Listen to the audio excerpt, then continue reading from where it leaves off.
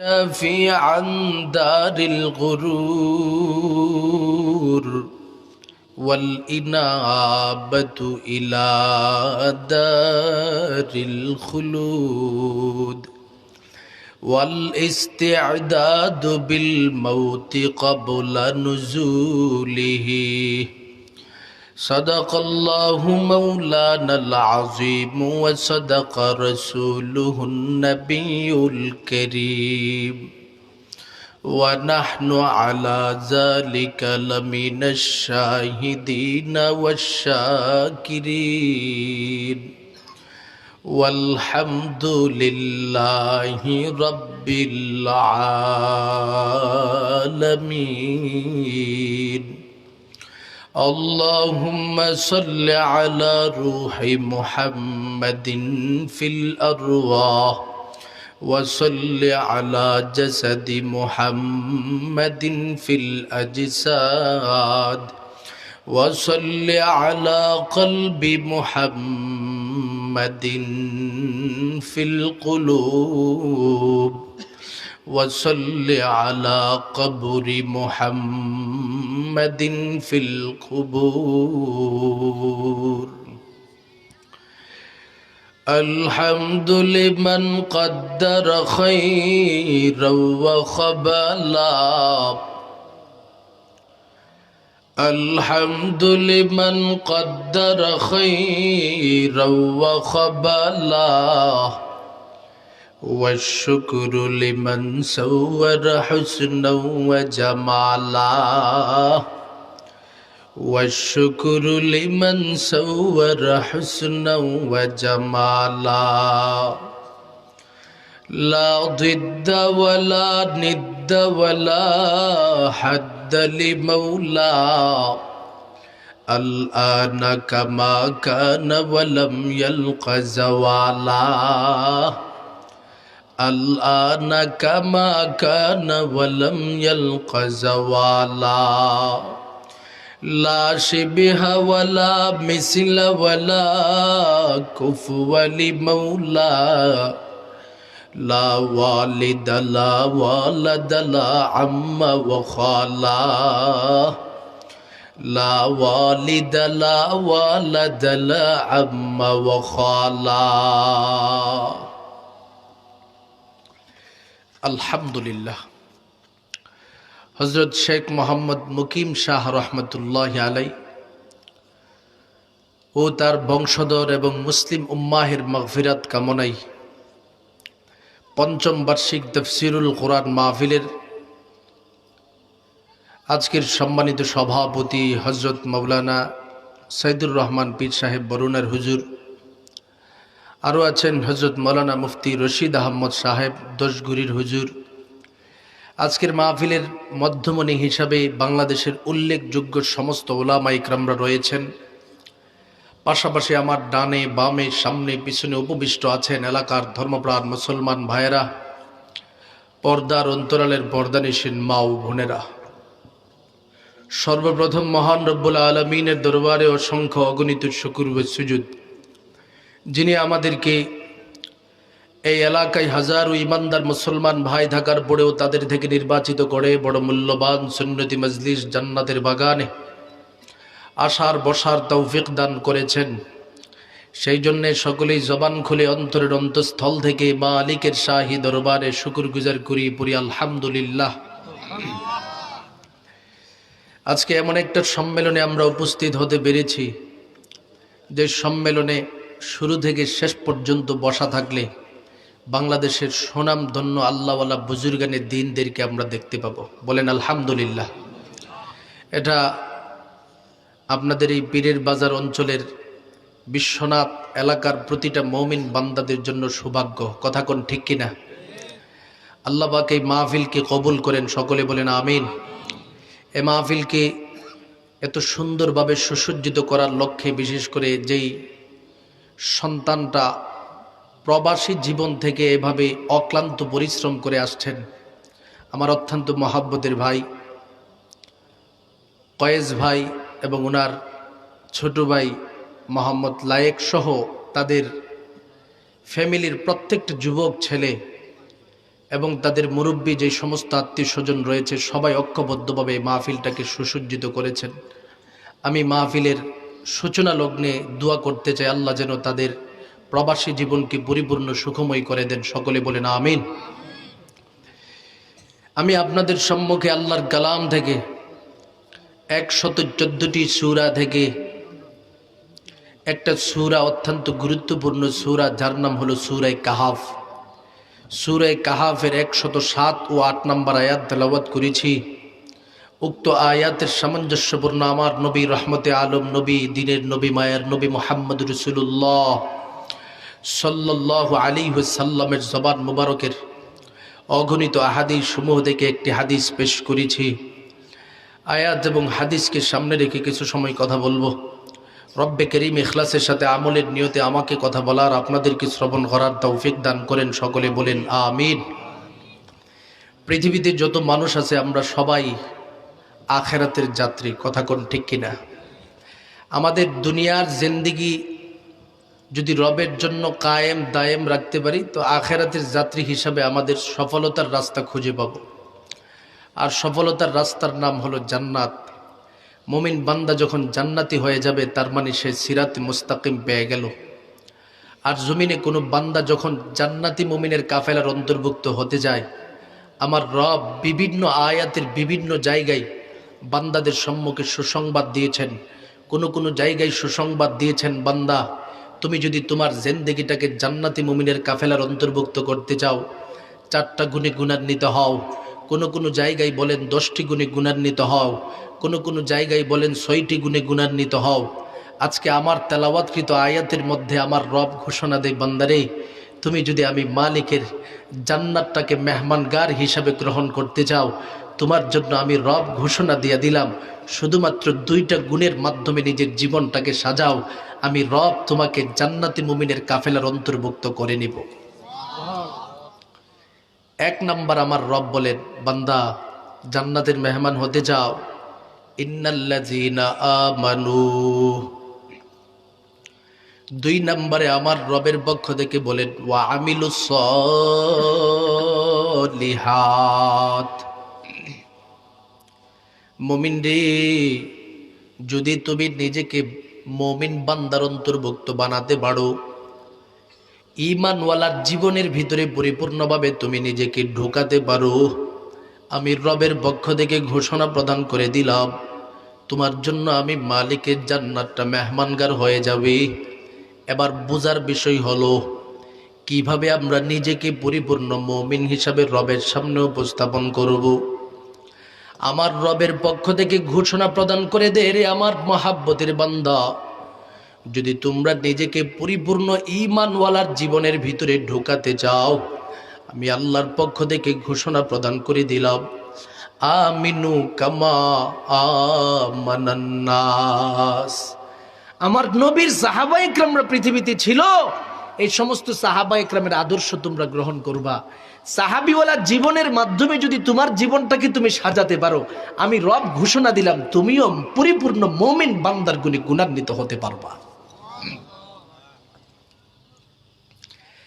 এবার বুঝার বিষয় হলো আমিনু কামা আমানান নাস। এই আয়াতের মাধ্যমে আল্লাহ পাক আমাদেরকে যে সাহাবীদের ঈমানের মতো নিজের ঈমানকে সাজানোর কথা বলতেছে, রে গোলাম, সাহাবীদের ঈমানটা কেমন, সাহাবা ইকরামের ঈমানের মতো যে নিজের জিন্দেগিটাকে পরিপূর্ণভাবে সাজাবো রে বান্দা, তাদের ঈমানটা কি পরিমাণে হতে পারে, তাদের আদর্শ সমূহ আমার রবের পক্ষ থেকে তার কালামের মধ্যে একটা একটা করে উপস্থাপন করে দিছেন। আমার আল্লাহ ঘোষণা প্রদান করে দেয়, ও বান্দা সাহাবা ইকরামের ঈমান কেমন সেটা কি জানতে পারো? আমি আল্লাহ নিজে সাহাবীদের ঈমানের ব্যাপারে তোমাদের সম্মুখে সার্টিফিকেট দিয়ে দেই। মুহাম্মাদুর রাসূলুল্লাহ ওয়াল্লাযীনা মাআহু আশিদ্দাউ আলাল কুফার রুহামাউ বাইনাহুম তারাহুম রুকআন সুজদান ইয়াবতাগুনা ফাদলাম মিনাল্লাহি ওয়া রিদওয়ানা সীমাহুম ফি বুজুহিহিম মিন আসারিস সুজুদ। আমার রবের পক্ষ থেকে ঘোষণা প্রদান করে দেই, ওরে আমার মহাব্বতের বান্দারা, জমিনের মধ্যে আমার নবীর সাহাবায়ে কেরামের শ্রেষ্ঠ আদর্শ হলো তারা আশিদ্দা ও আলাল কুফার, কুফফারদের ব্যাপারে বড় সিদ্ধত দরওয়াজার, কাফেরদের সম্মুখে জীবন দিয়া দিবে, তারপরে নিজেদের মাথাকে কখনো নত করে নাই। এটা ছিল তাদের ঈমানের প্রথম সারি। সুতরাং এই যুগেও যদি দুনিয়ার কোনো মুমিন বান্দা সাহাবিওয়ালা ইমানদার হিসাবে আমার রবের কাছে নিজের জীবনটাকে সাজায় উপস্থাপন করতে চায়, আমার রব ঘোষণা প্রদান করে দেই, আমার নবীর সাহাবায়ে কেরামরা যেমন সিদ্ধত দরওয়াজার, তোমরাও ঈমানের ব্যাপারে বড় সিদ্ধত দরওয়াজার হয়ে যাও। তোমাদের সামনে কুফফারের সম্মুখে হুমকি আসবে, ধমকি আসবে, কুফফারদের পারমাণবিক বোমার হুমকি আসবে, তোমাদের সামনে কুফফারদের শক্তি থেকে হুমকি আসবে, তাদের বিভিন্ন প্রকারের হুমকি ধমকি তোমাদের সম্মুখে উপস্থাপন করবে। তোমার যদি পরিপূর্ণ ঈমান থাকে রে বান্দা, সাহাবীদের মতো ঈমানটাকে সামনে রাখিয়া কুফফারদের সামনে কখনো নিজের মাথাটাকে নত করবে না। সুবহানাল্লাহ বলে। এই জন্য সাহাবায়ে কেরামরা মাথা নত করে নাই বলেই পৃথিবীর ইতিহাস সাক্ষী ৩১৩ জন সাহাবী অথবা ৩১৫ জন সাহাবী ১,০০০-এর মোকাবেলায় আমার রবের দরবারে এমনভাবে জয়ের পতাকা হাতে নিয়ে তারা মদিনা নগরীর মধ্যে এসেছে। দুনিয়ার সমস্ত মানুষ সাক্ষী, মুমিন বান্দারা সাক্ষী। ৩,০০০ সাহাবায়ে কেরামের দল ছিল, তার মোকাবেলায় ১০,০০০ কুফফার শক্তি ছিল। খন্দকের যুদ্ধে আমার মালিকের পক্ষ থেকে তাদের ঈমানটা পরিশুদ্ধ ছিল, ঈমানটা সিদ্ধ দরওয়াজার ছিল কুফফারদের ব্যাপারে, যার কারণে আমার মালিক খন্দকের যুদ্ধের ময়দানে কুফফারদের সম্মুখে সাহাবায়ে কেরামদের হাতে বিজয়ের পতাকা দান করেছিলেন। সুবহানাল্লাহ।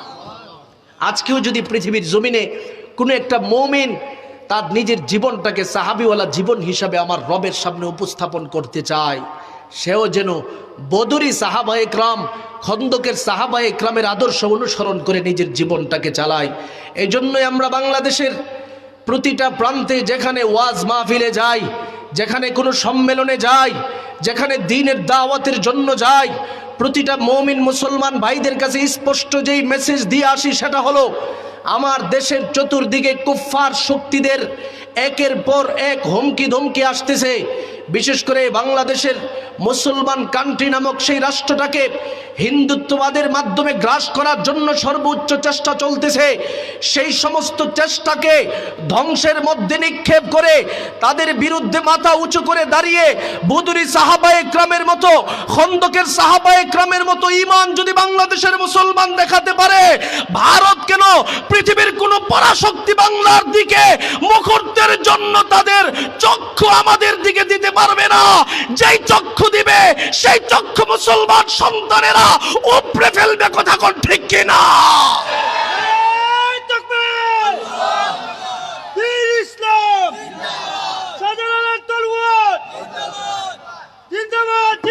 সুতরাং আমি পীরের বাজার বিশ্বনাথ এলাকার প্রতিটা মুমিন মুসলমান ভাইদের কাছে যে মেসেজ দিতে চাই, ঈমানটাকে তাজা করতে হবে। সামনের দিন ভালো দেখা যাচ্ছে না।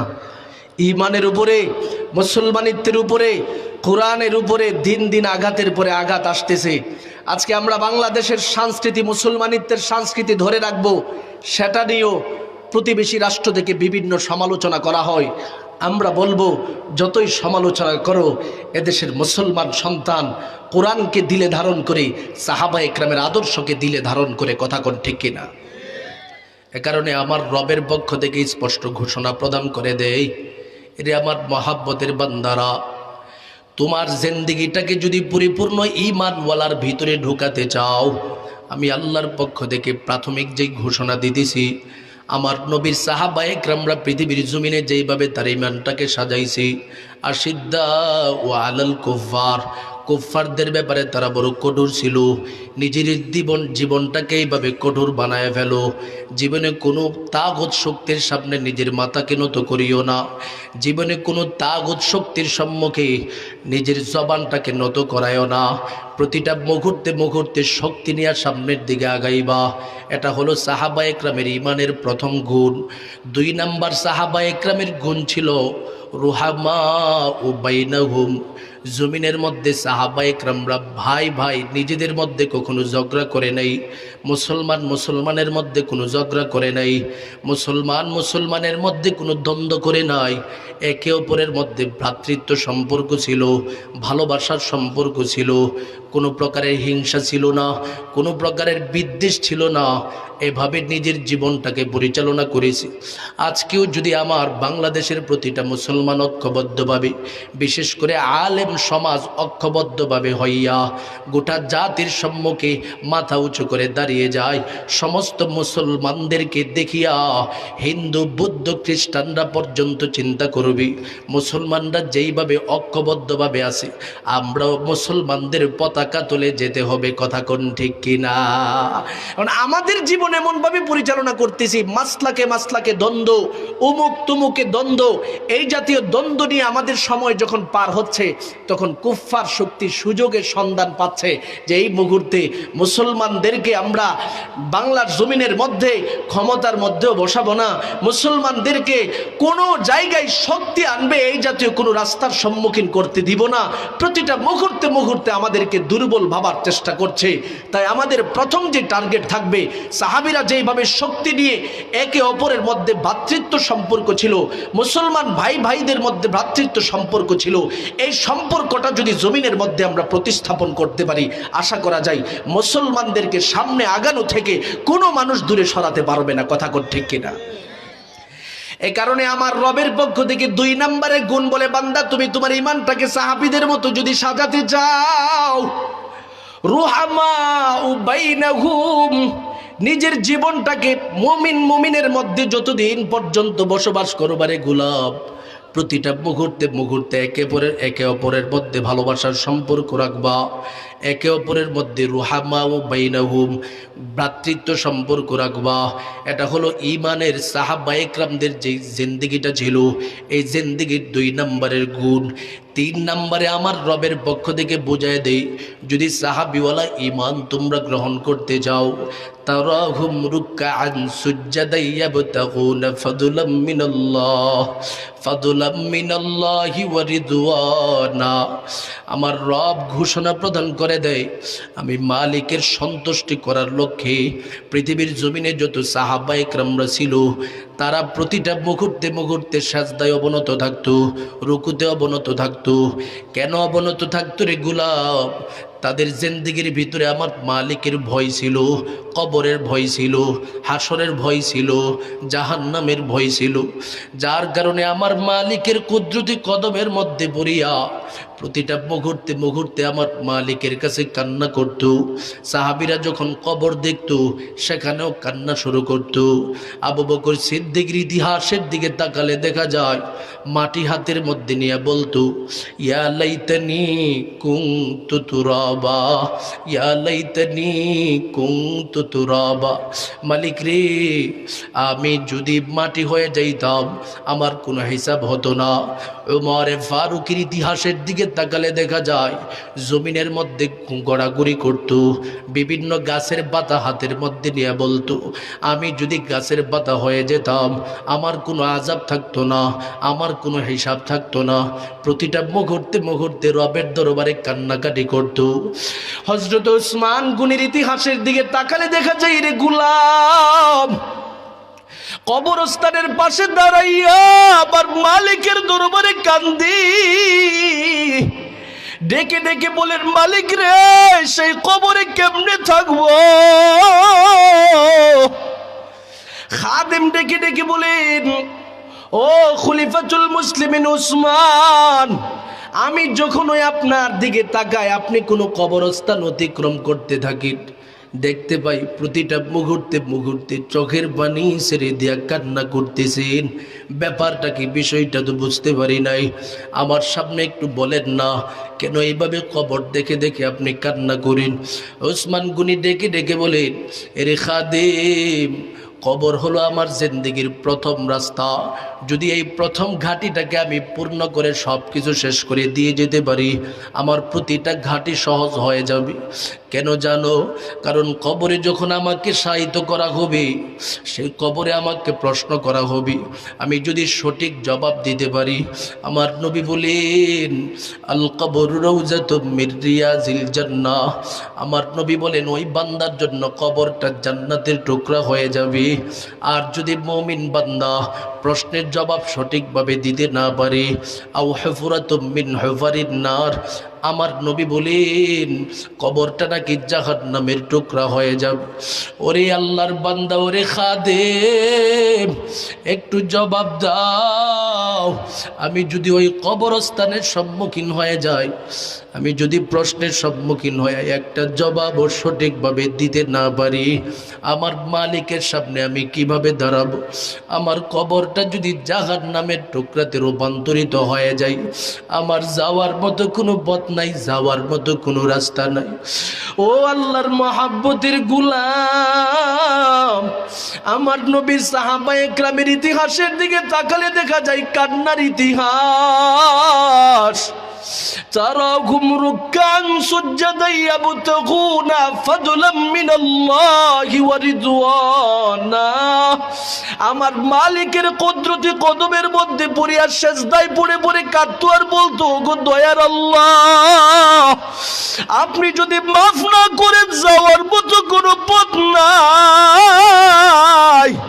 আমার মালিকের সন্তুষ্ট কিভাবে তালাশ করবে? প্রতিটা মুহূর্তে মুহূর্তে তাদের জীবনটাকে সাজাইতো। এ কারণে আমার আল্লাহ ঘোষণা দিয়ে দেই, আমার সাহাবীদের মতো যদি তোমার জীবন বানাতে পারো, তুমি আমি রবের দরবারে পূর্ণ মুমিন হয়ে আগমন করতে পারবা। সাহাবীদের 4 নম্বরের গুণ ছিল সীমাহুম ফি ওয়ুজুহিহিম মিন আসারিস সুজুদ, তারা আমি মালিকের কুদরতে কদমে সেজদা দিতে দিতে দিতে দিতে তাদের কপালের মধ্যে সেজদার চিহ্ন চলে আসছে। যার কারণে আমি মালিকের কুদরতি কদমের সম্মুখে যখন হাসরের ময়দানে দাঁড়ায় যাবে, আমি আল্লাহ তাকায় দেখব তাদের কপাল থেকে নূরের আলো জলমল জলমল করতেছে। সুবহানাল্লাহ। সাহাবায়ে কেরামের জীবন এমন ছিল যে তারা তাদের জীবনটাকে নামাজের মাধ্যমে সাজাইছে, জিকিরের মাধ্যমে সাজাইছে, অধিক পরিমাণে সেজদা দেওয়ার মাধ্যমে সাজাইছে, অধিক পরিমাণে রুকু দেওয়ার মাধ্যমে সাজাইছে। আমার মালিক যেভাবে খুশি হয় সেভাবে নিজের জীবন সাজাইছে। আমার রব বুঝায় দিতে চাই, বান্দারে আমিনু কামা আমানান নাস, তুমিও যদি তোমার ঈমানটাকে আমার নবীর সাহাবায়ে কেরামদের মতো সাজাতে চাও, 1 নম্বরের গুণ নিজের সর্বহালাতে কুফফারদের সম্মুখে সিদ্ধত দরওয়াজার হবে। 2 নম্বর রুহামাউ বাইনাহুম, মুসলমানদের মধ্যে কোনো প্রকারের হিংসা বিদ্বেষ যেন না থাকে, সবসময় যেন ভ্রাতৃত্ব সম্পর্ক থাকে, এই দিকে খেয়াল রাখতে হবে। 3 নম্বরে ও আমার মহাব্বতের বান্দা, তারাহুম রুকআন সুজদান ইয়াবতাগুনা ফাদলাম মিনাল্লাহি ওয়া রিদওয়ানা, আমি মালিকের সন্তুষ্ট করার লক্ষ্যে নিজের জীবনটাকে এমনভাবে চালাইবা যেন বেশি বেশি আমি মালিকের কদমে সেজদা দিতে পারো, রুকু করতে পারো। তার মানে বেশি বেশি আমি মালিকের কদমে, তুমি সবসময় তাহাজ্জুদের নামাজের অভ্যাস গঠন করে আমি মালিককে ডাকতে থাকো। এভাবে ডাকতে থাকলে কি লাভ হবে জানো? আমার সাহাবীরা যেইভাবে সীমাহুম ফি ওয়ুজুহিহিম মিন আসারিস সুজুদ, তাদের কপাল থেকে সেই হাসরের ময়দানে আমি নূরের আলো দেখতে পাবো, তোমাদের কপাল থেকেও আমি আল্লাহ নূরের আলো দেখতে পাবো। সুবহানাল্লাহ। তাহলে ঈমানটা সাহাবীদের মতো ঈমান যারা বানাতে পারে, তাদেরকে আমার আল্লাহ বলেন তুমি আমার জান্নাতের মেহমান হিসাবে উপস্থিত হতে পারবা। সুবহানাল্লাহ। এবার বুঝার বিষয় হলো সাহাবায়ে কেরামের ঈমানের মতো তো ঈমান আমরা বানাইলাম, এখন আমি যে সেই ঈমানওয়ালা হইছি, এটার মধ্যে কোনো গুণাগুণ আছে কিনা, যেই গুণটা আমার মধ্যে আসবে আমি যখন পূর্ণ ঈমানওয়ালা হব। আমার নবী স্পষ্ট ঘোষণা প্রদান করেছেন, হ্যাঁ, কোনো একটা বান্দা যখন সাহাবীওয়ালা ঈমান তার মধ্যে চলে আসে, তার মধ্যে অটোমেটিকলি 3টা গুণ আলাদাভাবে উপস্থাপিত হয়ে যায়। সুবহানাল্লাহ বলে। কোন কোন গুণ আসে? 1 নম্বর আমার নবী বলেন আত-তাজাফি আন দারিল গুরুর ওয়াল ইনাবাতু ইলা দারিল খুলুদ ওয়াল ইস্তি'দাদু বিল মাউতি ক্বাবলা নুজুলিহি।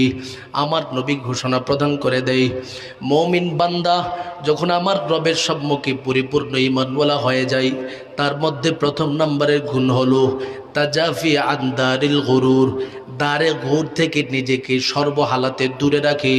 মানে দুনিয়ার যত হারাম আসবাব রয়েছে প্রতিটা হারাম আসবাব থেকে নিজেকে দূরে সরায় রাখি। দুনিয়াতে মুমিন বান্দা যতদিন থাকবে সুদ খাইবে তো দূরের কথা, সুদের কাছেও থাকবে না।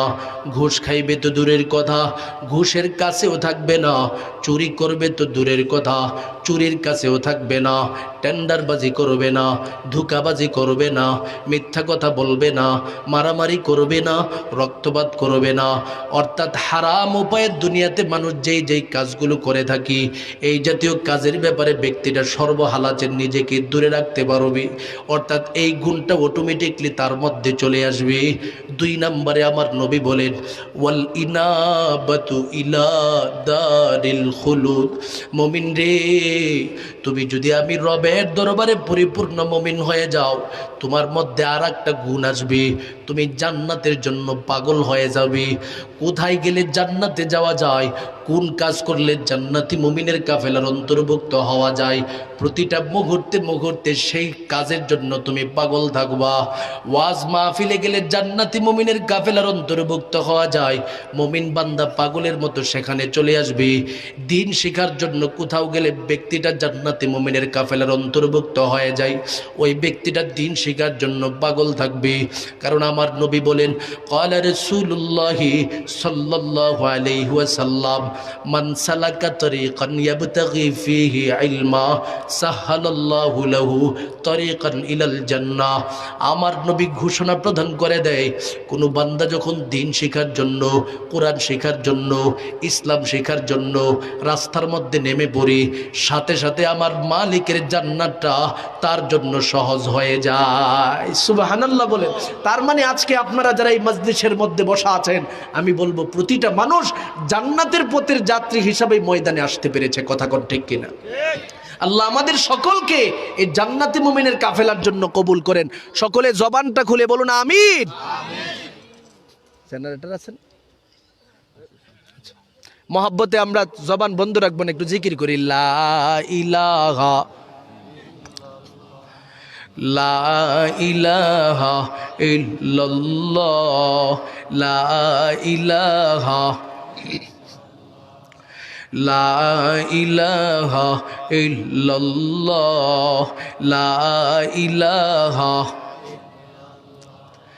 নামাজি রোজা সৈরো না, মা বাবার খেদমত ভুইল না। নামাজি রোজা সৈরা দিলে, মা বাবার খেদমত ভুইলা গেলে, জান্নাত তুমি পাইবা না।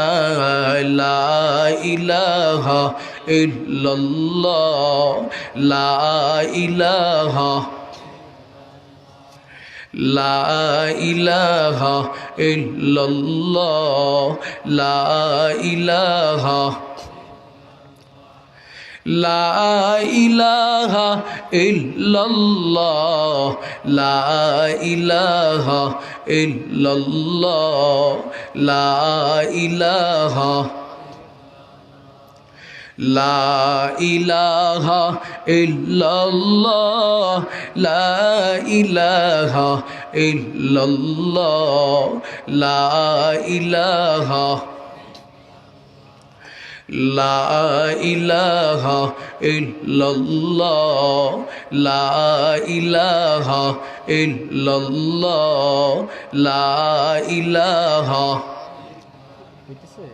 জেনারেটর চালাইছেন? লাইট ধরবে না? আচ্ছা আচ্ছা। মহব্বতে লা ইলাহা লা ইলাহা ইল্লাল্লাহু মুহাম্মাদুর রাসূলুল্লাহ সাল্লাল্লাহু আলাইহি ওয়াসাল্লাম। ও আল্লাহর মহাব্বতের বান্দা, ও সিলেটের জমিনের বিশ্বনাথ এলাকার প্রতিটা মুমিন মুসলমান ভাই, মনোযোগের সাথে যেই কথাগুলো শুনবেন। আমার নবী বলেন, তুমি যদি পূর্ণ মুমিন হিসাবে আমার রবের দরবারে উপস্থাপিত হও, তোমার মধ্যে অটোমেটিকলি যে গুণগুলো চলে আসবে। 1 নাম্বার, দুনিয়ার যত হারাম আসবাব আছে এইগুলো ত্যাগের জিন্দেগি তোমার মধ্যে চলে আসবে। 2 নাম্বার, আমার মালিকের জান্নাতের জন্য তুমি বড় পাগল থাকবা। 3 নম্বরে আমার নবী ঘোষণা প্রদান করে দেয়, ওয়াল ইস্তিআদাদু বিল মাউতি ক্বাবলা নুজুলিহি। মুমিন বান্দা প্রতিটা মুহূর্তে আমার মালিকের মৃত্যুর জন্য প্রস্তুত থাকবে। আমার মালিক কখন তার সম্মুখে মরণ পাঠাইবে সেই মরণের জন্য নিজেকে প্রস্তুত বানাইবে। ফজরের নামাজ পড়ে নিজেকে প্রস্তুত বানাইবে, জুহুরের নামাজ পড়ে নিজেকে প্রস্তুত বানাইবে। প্রতিটা মুহূর্তে চিন্তায় থাকবে, এখনই আমার সম্মুখে মালাকুল মউত আগমন করতে পারে, এখনই আমার সম্মুখে মালাকুল মউত আসিয়া দুনিয়া থেকে উঠায় নিয়ে যেতে পারে। মুমিন বান্দা প্রতিটা মুহূর্তে মৃত্যুর প্রস্তুতি নেবে, কারণ বান্দা জানে না তার সামনে কখন মালাকুল মউত আগমন করবে। আমার আল্লাহ তো 1450 বছর আগে এটার সতর্কবাণী ঘোষণা দেয়া দেয়, বান্দারে তুমি কোথায় মরবা, মরণের জায়গা কোথায় সেই খবর কিন্তু তোমার জানা নাই। আজকে ওয়াজ মাহফিলও তুমি বয়ান করতেছো, হুজুর তুমিও মরে যেতে পারো এই মুহূর্তে। ও শ্রোতা, তুমি বয়ান শ্রবণ করতেছো, এখনো তোমার সম্মুখে মালাকুল মউত আগমন করতে পারে। ইন্নাল্লাহা ইনদাহু ইলমুস সাআ ওয়া ইউনাজ্জিলুল গায়স ওয়া ইয়ালামু মা ফিল আরহাম ওয়া মা তাদরি নাফসুম মাযা তাকসিবু গাদা ওয়া মা তাদরি নাফসুম বিআইয়ি আরদিন তামুত। আমার রবের পক্ষ থেকে ঘোষণা প্রদান করে দেই, বান্দারে তোমার কাছে আমি 5টা জিনিসের ইলম দেই নাই, কিয়ামত কখন হবে সেটাও তুমি জানো না। ও বান্দা, জমিনের মধ্যে তোমার স্ত্রীর পেটে ছেলে আছে নাকি মেয়ে আছে পরিপূর্ণ হওয়ার আগ পর্যন্ত তুমি জানো না। ও বান্দা, বৃষ্টি কখন কোথায় হবে সেই খবরও তোমাকে দেওয়া হয় নাই। 4 নম্বরে আমি আল্লাহ ঘোষণা দিয়ে দিলাম, ওয়া মা তাদরি নাফসুম মাযা তাকসিবু গাদা। আগামীকাল বান্দা তুমি কি করবা সেই খবর তোমার জানা নাই। 5 নম্বরে আমার মালিক ঘোষণা দেই, ওয়া মা তাদরি নাফসুম বিআইয়ি আরদিন তামুত। মুমিন রে, জমিনের কোন জায়গায় তোমার মরণ হবে তোমার জানা নাই। ও আল্লাহর মহাব্বতের বান্দাদের দল, যেহেতু তোমার মরণের খবর তোমার জানা নাই, এই মুহূর্তে নিজেকে পরিপূর্ণভাবে মৃত্যুর জন্য প্রস্তুত বানাও, কারণ এই ময়দানের মধ্যে হঠাৎ তোমার সামনে মালাকুল মউত আসবে। ও বান্দা, তুমি মনে করতেছো তোমার আপন মানুষের অভাব নাই, ডানে বামে ভাইদের অভাব নাই, আত্মীয় স্বজনের অভাব নাই। যখন ওই তোমার সেই প্রাণ পাখিটা বের হয়ে যাবে, মহাব্বতের বিবি তোমার বর হয়ে যাবে, মহাব্বতের সন্তান তোমার বর হয়ে যাবে, তোমার বাবা, তোমার মা, তোমার আত্মীয় স্বজন কেউ তোমার সাথে মাটিতে যাবে না। হঠাৎ করে মসজিদের মাইকে তুমি নিজে আওয়াজ শুনতে পাইবা, তোমার মরণের খবর জানাই। পীরের বাজার এলাকার প্রতিটা মানুষ পাগলের মতো তোমার লাশটাকে দেখার জন্য আগমন করবে রে গোলাম। ইমাম সাহেব আসিয়া বলবে, লাশকে বাড়িতে রাখার কোনো সুযোগ নাই, এই মুহূর্তে কবরের সম্মুখে লাশটাকে নিয়ে যাও। পরিপূর্ণভাবে লাশটাকে কাফনের কাপড়ের মাধ্যমে প্যাকেট বানাইয়া তোমাকে নিয়ে আমাকে নিয়ে রওনা হয়ে যাবে, জানাজা দিবে।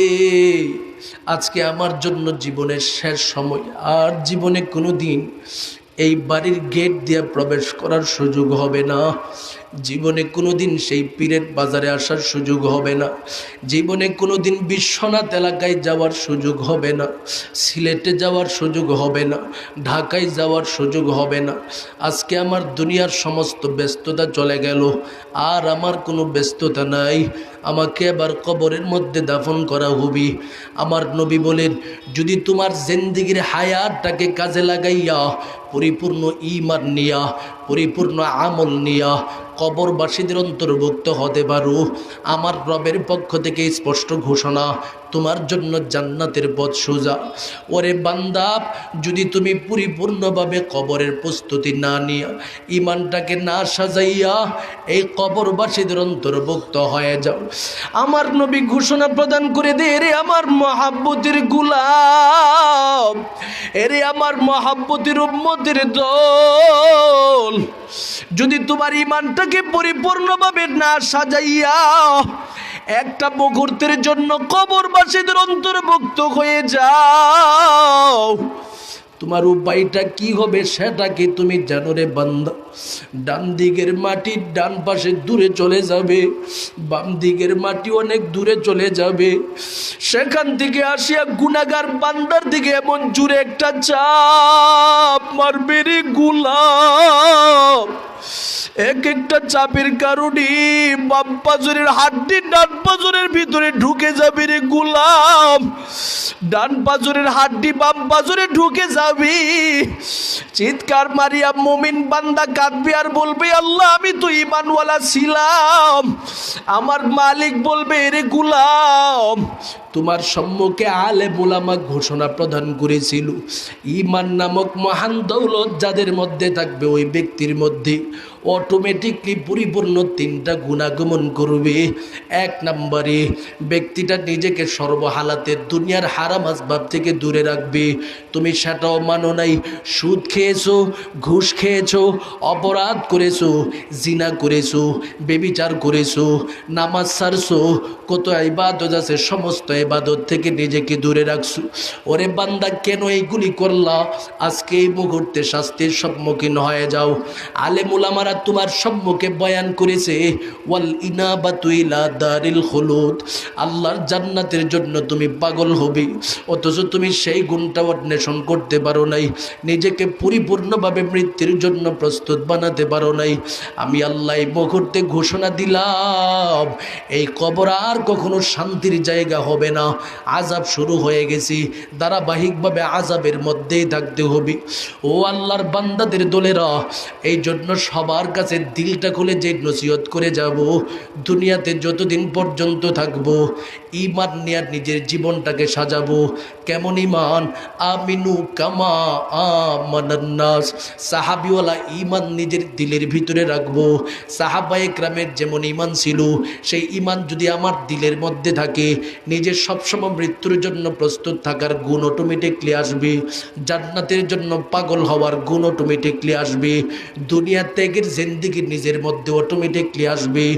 2 নম্বরে আমার আল্লাহ বলে, ও বান্দা তুমি ঈমানটাকে সাজাইলা, এবার দ্বিতীয় গুণ হলো ওয়া আমিলুস সালিহাত, সেই ঈমানটাকে নেক দিয়া অলঙ্কৃত করতে থাকো, ভালো ভালো কাজ করো, মানব সেবা করো, মানুষের পাশে দাঁড়াও, যেই কাজ করলে মানুষ খুশি হবে এই জাতীয় কাজ মানুষের সম্মুখে তুমি উপস্থাপন করো, যেই কাজ করলে আমি মালিকও খুশি হব, মানুষও খুশি হবে এই জাতীয় কাজ সমাজের মধ্যে উপস্থাপন করো। আমি রবের পক্ষ থেকে ঘোষণা দিলাম, ভালো ভালো কাজ নিয়ে যখন তুমি আমি মালিকের কাছে আগমন করবা, আমি মালিক স্পষ্ট সুসংবাদ দিয়া দিলাম, কানাত লাহুম জান্নাতুল ফিরদাউসি নুজুলা। মুমিন রে, আমি মালিকের জান্নাতটা তোমার জন্য মেহমানগার হিসাবে উপস্থাপিত হয়ে যাবে। আল্লাহু আকবার বলো মুসলমান, জবানটা খুলে বলুন সুবহানাল্লাহ। এই জন্য আমার রব আমার তেলাওয়াতকৃত আয়াতের মধ্যে এই ঘোষণাটাই দিতেছে, বান্দারে শুধু 2টা গুণ জীবনের ভিতরে ঢুকাও। 1 নাম্বার, ইন্নাল্লাযীনা আমানু, নিজের ঈমানটাকে পরিপূর্ণভাবে সাজাও। কেমনে সাজাইবা? সাহাবীদের ঈমানগুলোকে নিজের জীবনের ভিতরে ধারণ করো। অথচ বড় দুঃখের সাথে বলতে হয়, এমন এক সমাজে আমরা আছি, সাহাবীদের আদর্শ অনুসরণ করার চেয়ে থেকে সাহাবীদেরকে কিছু কিছু মানুষ গালমন্দ করতে পছন্দ করে। কথা কোন ঠিক কিনা? এই জন্য আমি বলবো, যেই সমস্ত ব্যক্তিরা সাহাবীদের বিদ্বেষ দিলের ভিতরে লালন করে, তাদের সাথে মুসলমানের কোনো সম্পর্ক থাকতে পারে না। কথা কর ঠিক কিনা? যারা সাহাবীদের সমালোচনা নিয়ে প্রতিটা মুহূর্তে মুহূর্তে ঘরে বসে সামাজিক কাজের মধ্যে সাহাবীদের সমালোচনা করতে পছন্দ করে, তাদের সাথে মুসলমানিত্বের কোনো সম্পর্ক হতে পারে না। কথা কর ঠিক কিনা? এ কারণে আমার রব বলেন, সাহাবায়ে কেরামদের জীবনকে তুমি তালাশ করিয়া তাদের জীবনের মতো নিজের জীবনটাকে সাজাও, তোমার জীবনটা ঈমান পরিপূর্ণ হবে। আর সেই ঈমানকে যদি তুমি আমিলুস সালিহাত নেক দিয়া পরিপূর্ণভাবে অলঙ্কৃত করতে পারো, দুইটা জিনিস নিয়ে যখন আমি রবের সামনে দাঁড়ায় যেতে পারবা, আমি রব ঘোষণা দিয়া দিলাম, কানাত লাহুম জান্নাতুল ফিরদাউসি নুজুলা। বান্দারে, তোমার জন্য সাধারণ কোনো জায়গা না, আমার জান্নাতটা মেহমানগার হিসেবে থাকবে। আর সেই মেহমানগার সাধারণ মেহমানগার না, যেখানে একদিন, 2 দিন, 3 দিন, 5 দিন, 10 দিন তুমি বসবাস করবা। আমি রব ঘোষণা দিলাম, খালিদিনা ফিহা লা ইয়াবগুনা আনহা হিওয়ালা। একবার ঢুকবে তো আর জীবনে কখনো বের হওয়ার প্রয়োজন হবে না। সুবহানাল্লাহ। বলেন তো দেখি, এই জান্নাতের জন্য নিজেকে পাগল করানোর প্রয়োজন আছে না নাই? আল্লাহ আমাদের সকলকে জান্নাতি মুমিনের কাফেলার অন্তর্ভুক্ত বানায় দেন। সকলে বলুন আমিন। আজকে যেই মজলিসের মধ্যে আপনারা এসেছেন, দিল খুলে বিশেষ করে আপনি এলাকার প্রতিটা মুর্দে গানের জন্য দোয়া করবেন। আমিও মুসাফির মানুষ, দোয়া করে যাব। বিশেষ করে যাদের অক্লান্ত পরিশ্রমের মাধ্যমে মাহফিলটা সাজানো হয়েছে, আমার মহাব্বতের ভাই কয়েস ভাই, যার মাধ্যমে আমি এই সিলেটের জমিনের বড় বড় মাহফিলগুলো আমার পরিচিত হয়েছে। বলেন আলহামদুলিল্লাহ। আমি আজ থেকে 5-6 বছর আগে সিলেটের জমিনে যখন আসতাম, সেই সময় আমার এই প্রিয় ভাই কয়েস ভাইয়ের মাধ্যমে আমি গোটা সিলেটের জমিনের মধ্যে আমি ভ্রমণ করতাম। এই সিলেটে আমার তেমন কোনো পরিচিতই ছিল না, তার মাধ্যমে আমি পরিচিত হয়েছিলাম। যেখানে প্রোগ্রামে যাইতাম সাথে সাথে উনি আমার সাথে থাকতেন, রাস্তাঘাট দেখাইতেন। আলহামদুলিল্লাহ, এখন গোটা সিলেটের জমিনে যখন ঢুকি, একটা প্রোগ্রাম না, 3টা 4টা 5টা প্রোগ্রাম নিয়েও ঢোকা লাগে। আমি তো মনে করি সূচনায় যারা মেহনত করেছে আমাকে এই সিলেটের জমিনের মধ্যে মানুষের সম্মুখে উপস্থাপন করার জন্য, তার মধ্যে আমার প্রিয় কয়েস ভাই, আমি দিলটা খুলে তার জন্য দোয়া করি। তার ছোট ভাই রয়েছে, সেও আমার জন্য অনেক মেহনত করেছে। আমি যখন 4 বছর আগে সিলেটে আসতাম, সেই সিলেটের বিভিন্ন জায়গায় যখন অবস্থান করতাম, সেও আমাকে অনেক সহযোগিতা করেছে। সেখানে অবস্থান করার মতো সুযোগ সুবিধা করে দিয়েছে এবং মানুষদের সাথে পরিচয় করিয়ে দিয়েছে। এভাবে দিন কি দিন সময় অতিবাহিত হতে হতে আজকে সিলেটের মানুষ আলহামদুলিল্লাহ অনেক ভালোবাসে, তাদের সাথে ভালোবাসার মুআমালাও তৈরি হয়েছে। আমি দোয়া করি আল্লাহ পাক এই 2টা ভাইকে পরিপূর্ণ প্রবাসী জীবনের সুখময় দান করে দেন। সকলে বলুন আমিন। আর পাশাপাশি এই এলাকার যত প্রবাসী ভাই রয়েছেন, সবার জন্য আমি মুসাফির মানুষ দোয়া করতেছি, আল্লাহ পাক যেন সমস্ত প্রবাসী ভাইদের প্রবাসী জীবনকে সুখময় করে দেন।